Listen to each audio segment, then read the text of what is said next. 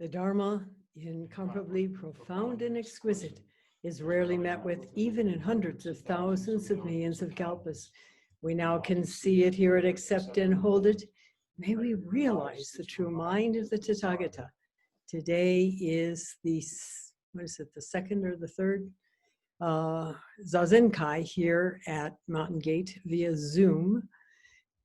Given that we are in a pandemic and we are requested to socially distance. And so those of you who are out of town, which is basically all of you, have no way of really getting here and being part of the group as it is now. So it is Dale, Genryo, and myself for today inside the Zendo. And I'd like to share with you some of the teachings, or at least a little bit of the teaching of Tulku Urgyen Rinpoche. He is the father, or was the father. He died in 1998, I think it was. The father of Mingyur Rinpoche. And it was quite a family.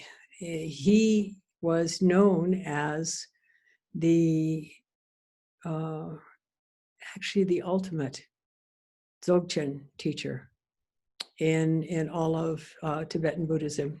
And Dzogchen is very similar to Zen teachings, which is why I'm sharing it today with you.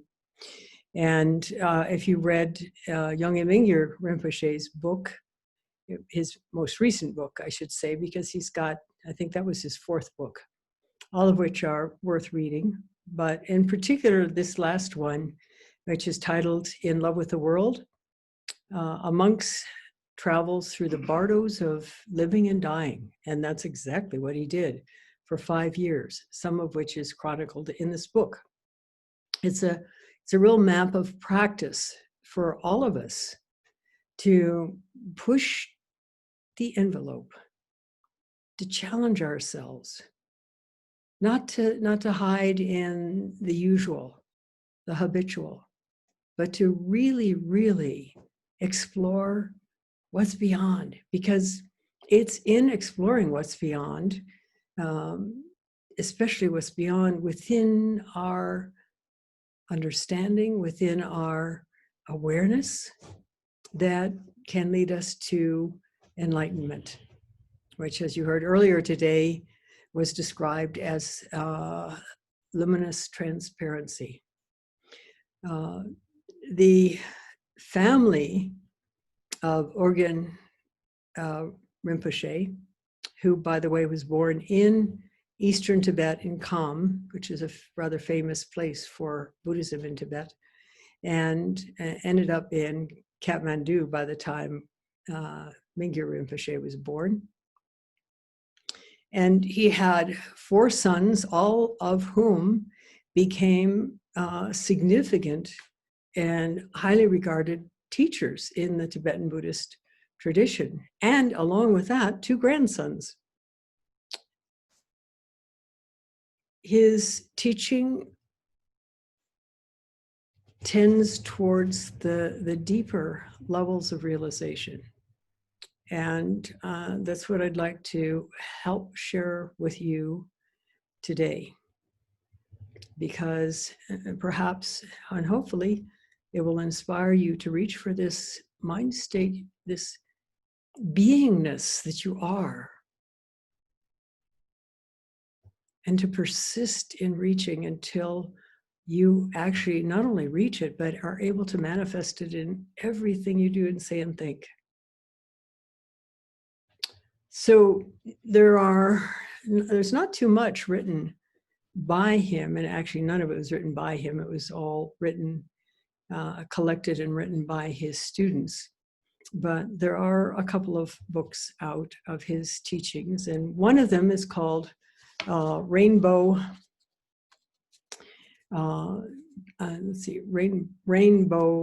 Painting. Rainbow Painting. Dale, could you turn the lights up, please?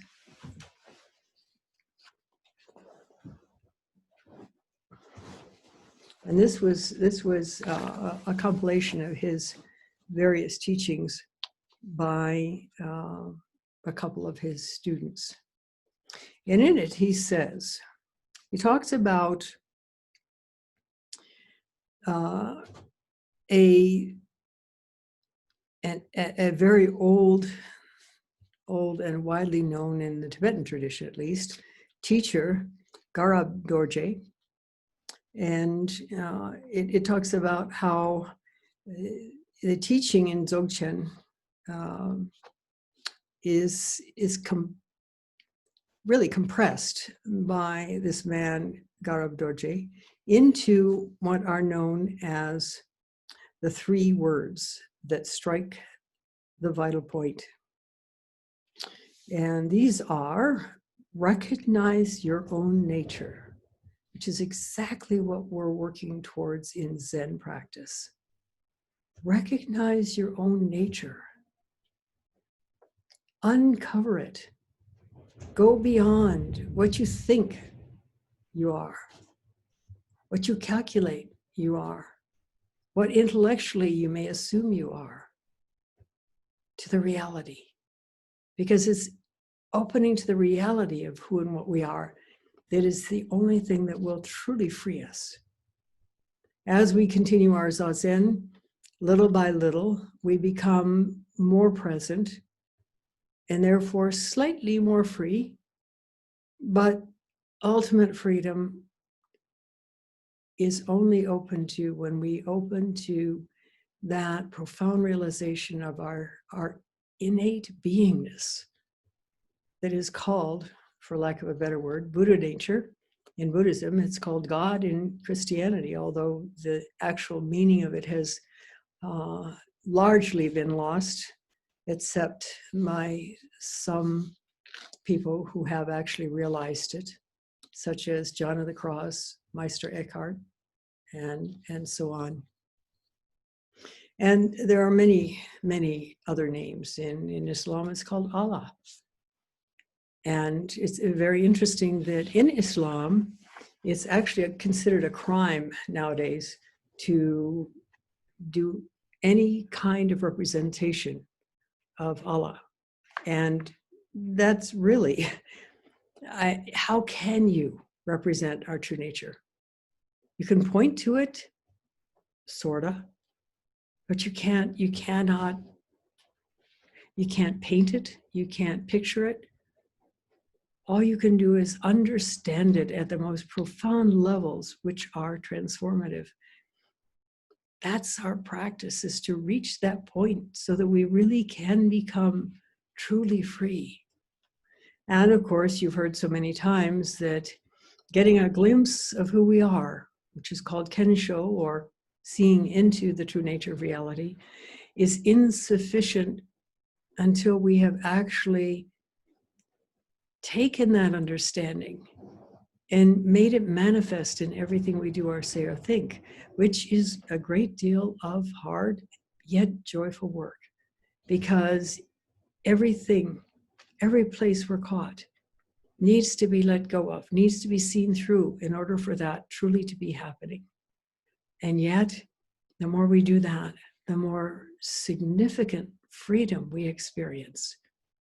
And this is why over the centuries, over the millennia, people have struggled, people have persisted, people have worked hard to open to that truth. And of course, in the process of opening to it, we are, as you've also heard many times, faced with all the ways we are caught, all the ways we are chained. We chain ourselves, really. Nobody's doing it to us, by our conditioning, by our assumptions, by this pesky self-image that we cling to incredibly strongly. And this is why practice is difficult, because we are faced with these things. And because we are so accustomed to taking them as reality and taking them as permanent, that we have to work with that aspect as well. And this is why faith is so important. This is why persistence is so important in practice. Without it, we're going to stop short and rob ourselves of this amazing, ongoing experience that is fundamentally real and belongs to everyone and is open to everyone. That's who we really are. So, Garab Rinpoche, or Garab Dorje, on the 3 words that strike the vital point. Recognize your own nature is a preliminary, really. Decide on one point, and we won't get into that here, and gain confidence in liberation. And basically, what that really means, both of those last 2 points, means what in Zen has been called by Torei Enji, Hakuin's premier successor, the long maturation. That's where we make it real. Well, make it real is not the word. Where we uncover, having uncovered that truth, we manifest it. It's already real as anything can be. So what does Urgen Rinpoche say about all this? The first of the 3 statements instructs us in recognize your own nature, Buddha nature itself, which is empty cognizance suffused with awareness. Empty cognizance that is suffused with awareness. Empty, yet knowing. Suffused with awareness. This is another reason why we work towards increasing our ability to be aware at all times, and not just paying attention, but to be profoundly aware. And when we are profoundly aware, we understand the nuances of the moment, and we take them in and are able to respond without getting hitched into our conditioning and reacting instead. It's so vital. It works, and you can do it. You can uncover this. Persist, persist, persist. Be stubborn. Open to possibility. That's where it will reveal itself. So again,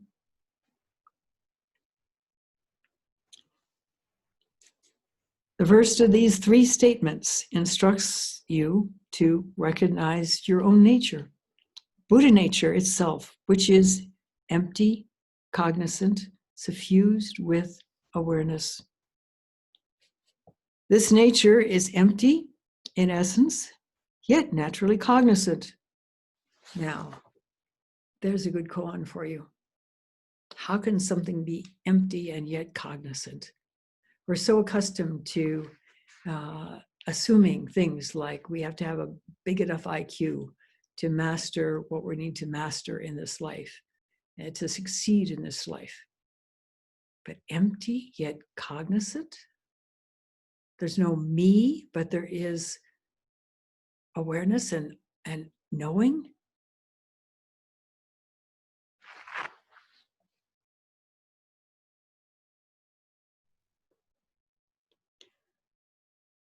This nature is empty in essence, yet naturally cognizant. These 2 aspects are indivisible, and this unity is also called unconfined capacity. Recognize your own nature for what it is the first of the 3 words of Garab Dorje. So, empty and cognizant can't be separated. Yet you can't call it empty and cognizant either.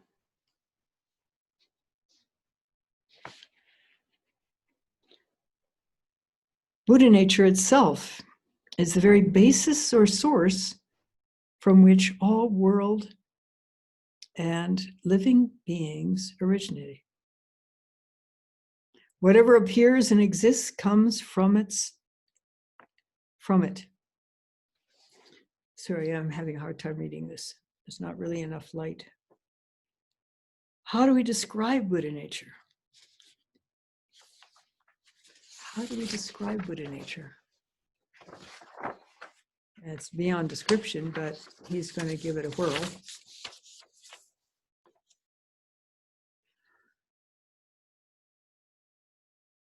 Whatever appears and exists comes from it. How do we describe Buddha nature? It is empty in essence and cognizant by nature, and its capacity is, quote, suffused with self-existing awareness. This is the universal ground from which everything arises. We should understand that it does not fall into any category.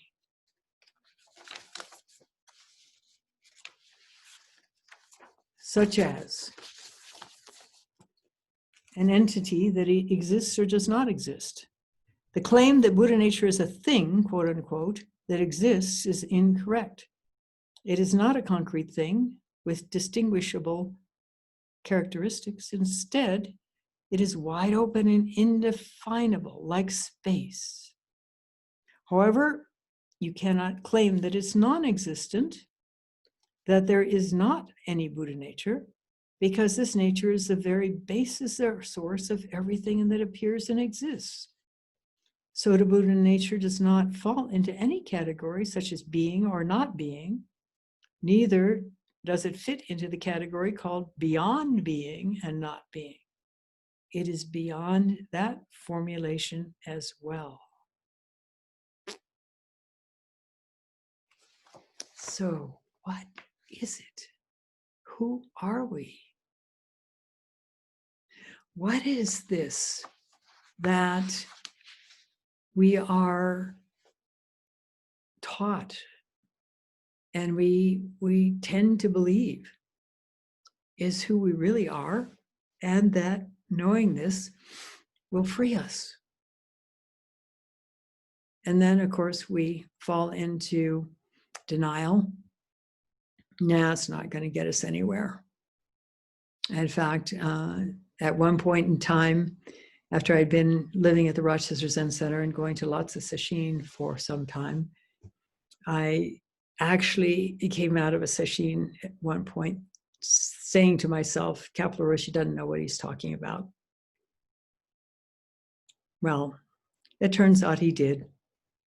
It turns out he was quite a gifted teacher and quite an amazing human being. It was so clear to me that he continued to deepen his practice, and deepen his practice in terms of not only increased awareness of who he really was, but also the letting go of his challenging habit patterns. And he had a few, believe me.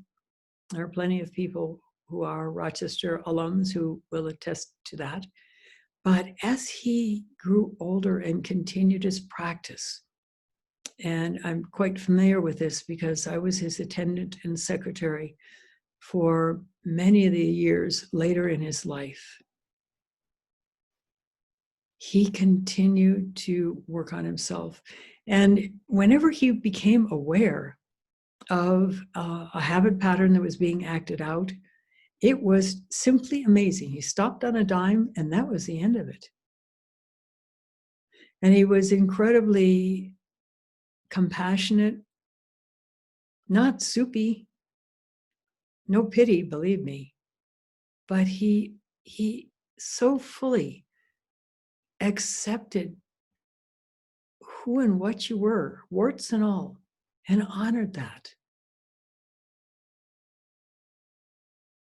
We too can open to that natural way of being through the practice. Every time you extend that out breath, open to possibility that what you really think may not be what's really true. And speaking of thinking, at a certain point, I recall in my own practice when I suddenly realized that I really couldn't trust what I thought. And that is so borne out with research into memory, research into the brain function, and so on. And of course, you can also talk to any policeman who, when he goes to a scene of an accident and asks the witnesses what they saw, and you'll get any number of different versions of what actually happened. And then it was even immortalized in a Japanese movie called Rashomon, in which a small group of men are gathered around this this gate. It's one of the traditional triple gates that is typical of the entrance, at least part of an entrance of Japanese monasteries, Buddhist monasteries, as well as Chinese ones. And obviously it's difficult times, and so they are actually sitting around a little fire that they have created through pulling apart the wooden parts of the wooden gate. And this gate is quite tall, by the way. These are not little garden gates. But if you look up the temple gates in Japan, you're liable to see a picture of one of these things.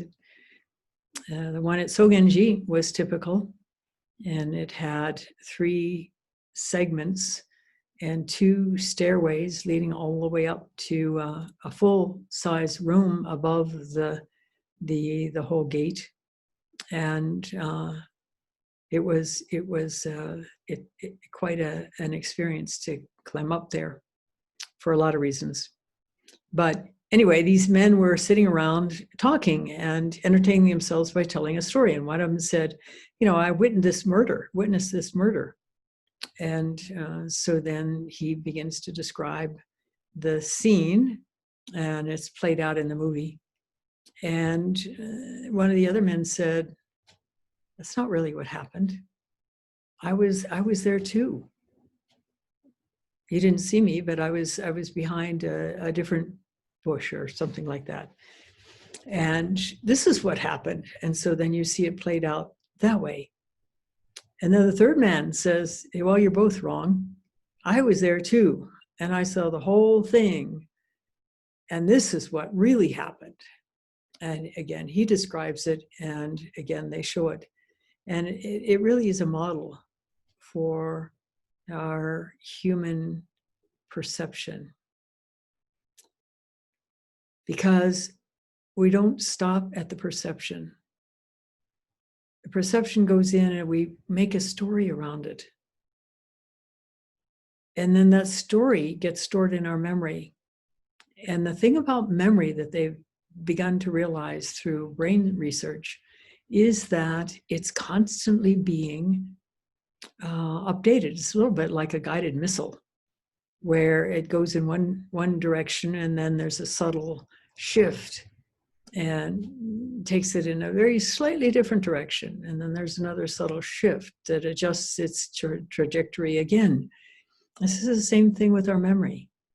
Every single thing that we encounter influences every single thing before it, which is kind of hard to conceive of, but that's what the research shows. And of course is influenced after it. But this is exactly what karma is as well.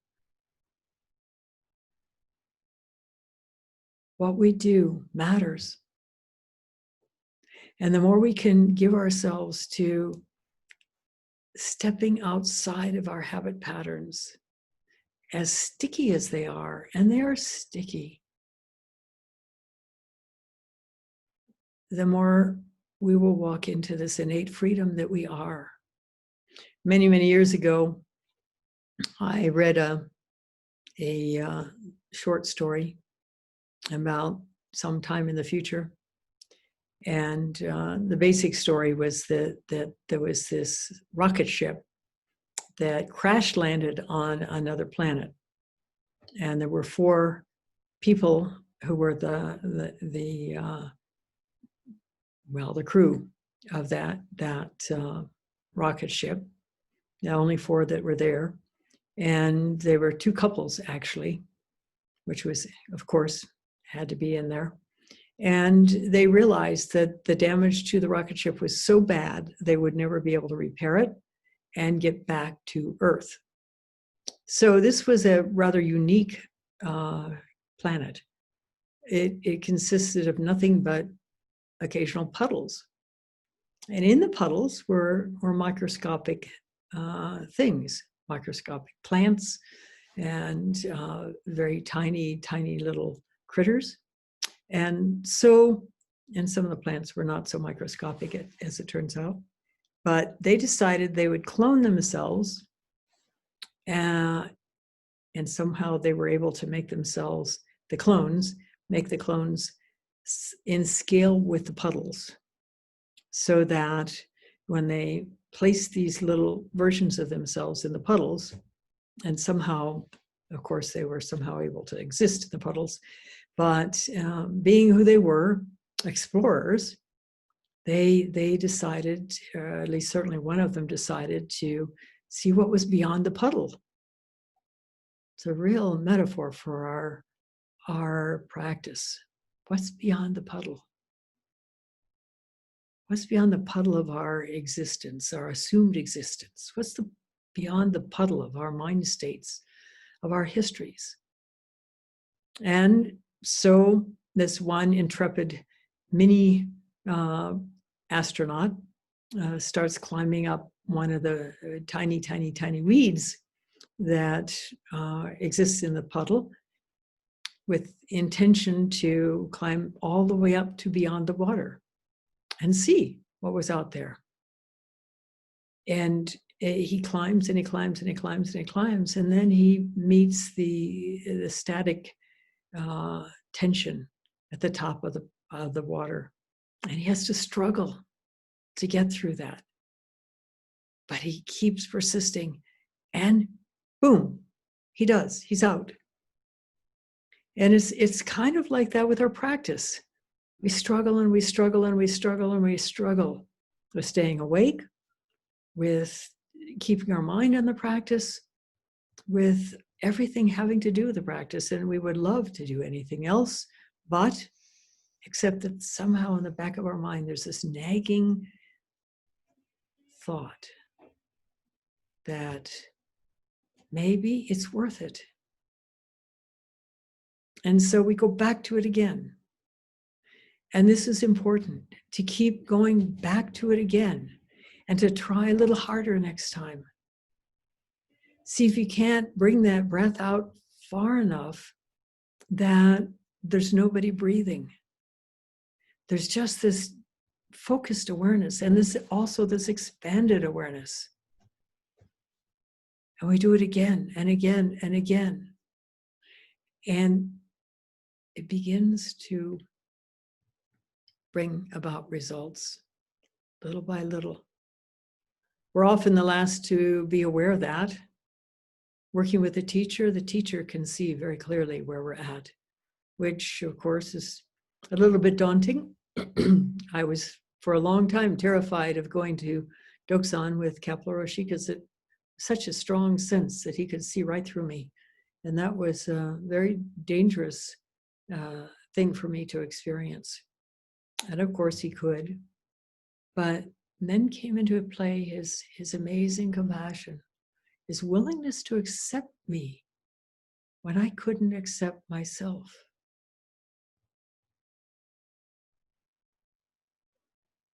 So it is important to persist. It is really, really important to persist. And I think there's one other thing that I had printed out to share with you.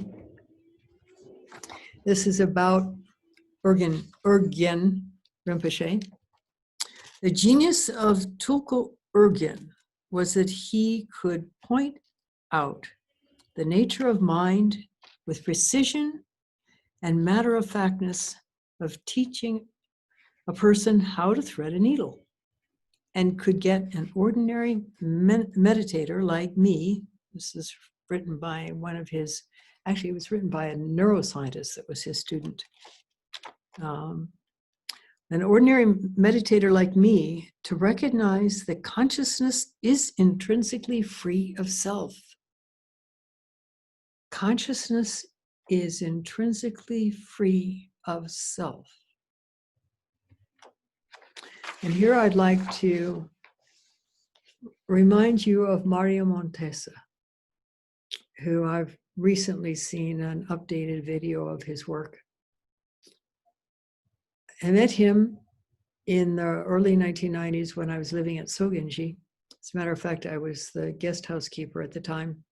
And he and his girlfriend, partner, whom he is still with, I recognize her in this movie, which was just done fairly recently.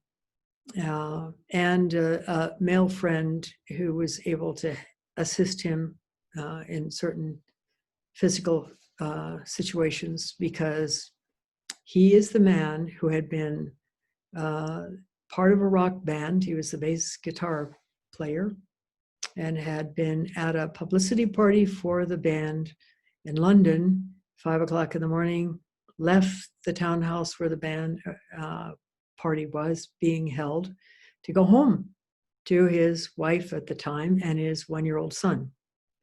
And he woke up 6 weeks later in a hospital, completely blind, completely paralyzed, and mute.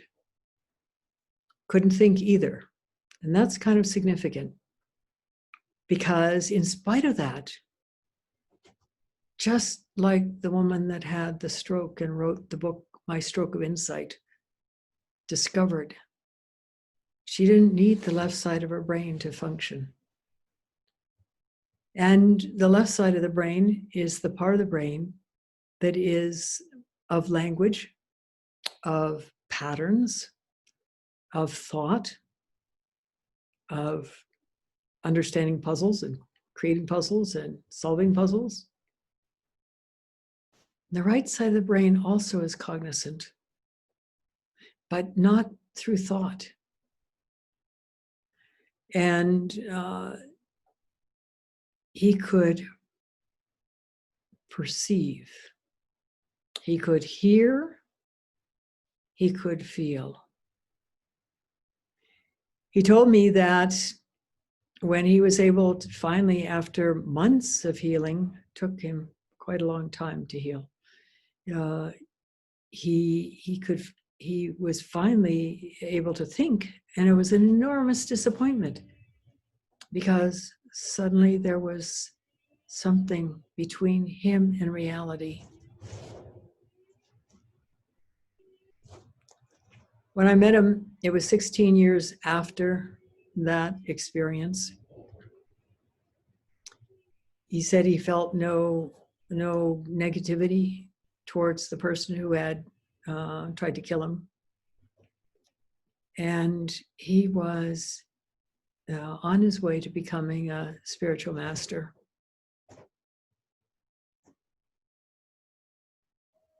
He didn't have to think to comprehend. He didn't have to be somebody to comprehend. This understanding awareness, this emptiness, yet understanding awareness. When we can open to that, there is the most amazing freedom beyond imagination. And that is what is who we are. And that is what we can realize. Not just recognize, but realize and increasingly live. And that's why we do our practice. So keep at it. Persist, persist, persist, persist. There was a man I knew, lived in Buffalo. He was an art teacher.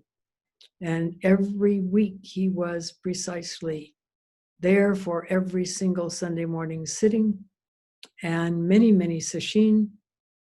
And he told me once that after 13 years of practice, he went into Doksan with Mitra-roshi and said, it's been 13 years. Hadn't had a Kensho yet. And the Roshi said to him, 13 years, 30 years. And John said to me at that point, he said, all of a sudden it didn't matter anymore. It took him 20 years. But when he broke through deep.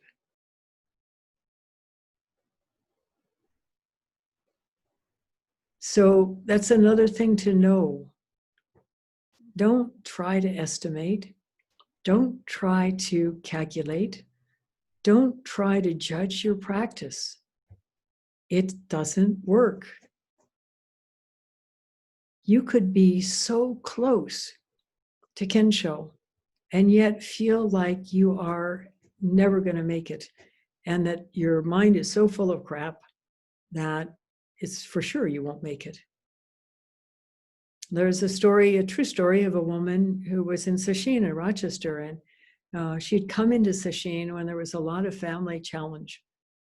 She'd been practicing for a while, and she was struggling with this whole family issue, got up to the student bell, and it was her turn to ring it and go into Doksan. So she rang it, walked into the Doksan room, and had a Kensho. Who'd have guessed?